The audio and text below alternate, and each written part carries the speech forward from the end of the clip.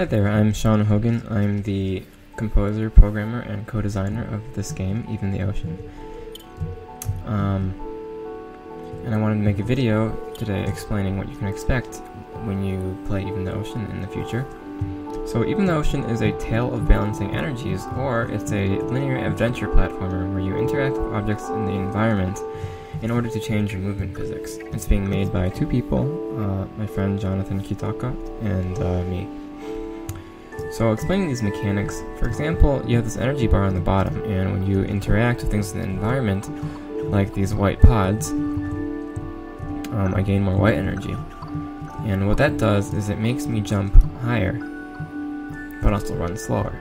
And this is done in a interpolated way, meaning that the effect grows linearly larger the more you have one energy type.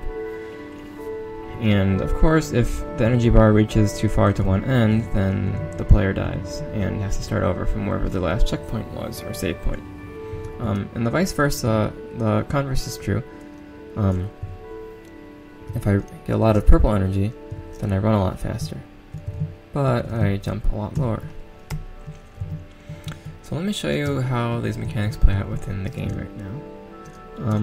The gameplay takes place mainly in two types of areas: nature areas and gauntlet areas. And right now I'm in a nature area. This nature area is where the game begins, and you learn about the beginnings of the story of the game, which is about this woman, Aleph, that I'm playing as, and her days as a repairwoman for the city's power plants. So I'm going to go to another nature area right now to sort of explain the function of nature areas more. So, nature areas have fewer hazards, and their level design and architecture is more of a realistic sort, meaning it mimics more the sort of environment physicality you would find in real life.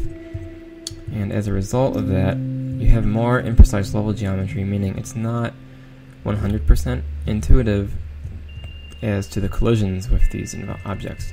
But this is on purpose, and what it does is it gives you a sense of hiking through the area and having to rely more on visual landmarks to navigate these spaces. And within these nature areas, you also get there's NPCs who you talk to advance subplots within the story and to make your way to the gauntlet areas, which I'll talk about in a second.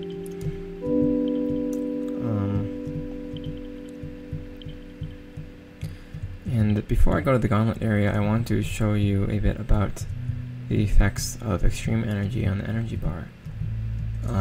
So for example, right now I'm using a debug function in the game to raise and lower my energy bar. And when you have a very high amount of purple, the effect is even more pronounced than it normally would be, meaning I run very, very fast, but I jump very low. And on the other hand, when I have an extreme amount of white energy, I jump very high, but I run very slowly. So I'll show you how these energy bar effects are used within the context of gauntlet areas. And let me open one right now. That's not the right one. Okay, so a gauntlet area is a set of areas, meaning maps. So I'm in one map right now, that are made of rooms. So this is the first room, and then I'm going to the second room. And within these rooms are certain objects that are set up for the player to interact with to make their way through. And how the energy bar plays into this is that the objects, unlike normal platformers, are not meant to kill you in like one or two hits most of the time, but instead they're meant to modify your energy level and change how the player makes their way through these spaces. So for example, if you're a player, you might prefer to have more purple energy here so that you have more of a horizontal leap, whereas if I'm in this room, you can make your way through with purple energy, but if you want, you can go for a more balanced approach.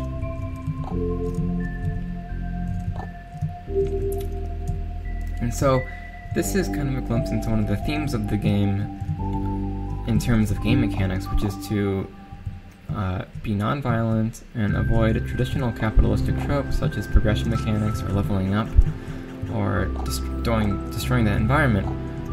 What Even the Ocean does is it has you interacting with the environment in a non-destructive way that also allows for player creativity, but within a designer-defined set of levels to explore. And that is also tied in to a overarching narrative which drives the story and your exploration through different areas within Even the Ocean.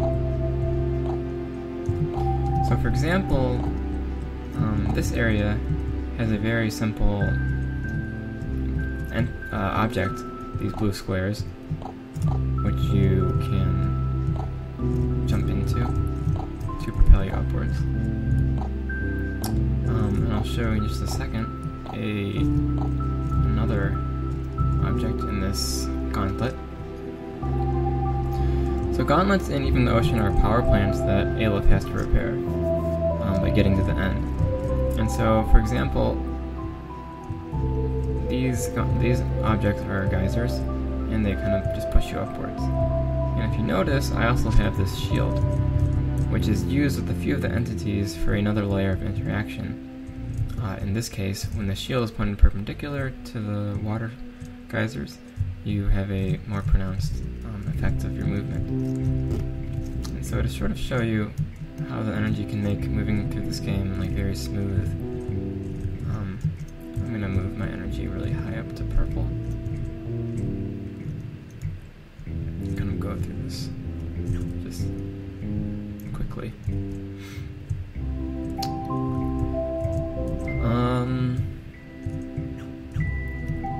So the game in total is about 10 to 15 hours long, possibly longer depending on your experience with these sorts of games. And it's going to be out for Windows, Mac, and Linux for sure, and then also possibly some consoles sometime next year. We're making good progress. We're in the process of revising our first drafts of all of the gauntlet areas and also implementing final art in nature areas and implementing final cutscenes for the game's main story and nature area subplot threads. So thanks for watching, and if you're interested to learn more, I would follow us on Twitter or Facebook, or sign up for our mailing list on the information in the video comments below. And thanks for watching. Hope you'll enjoy Even the Ocean when it comes out.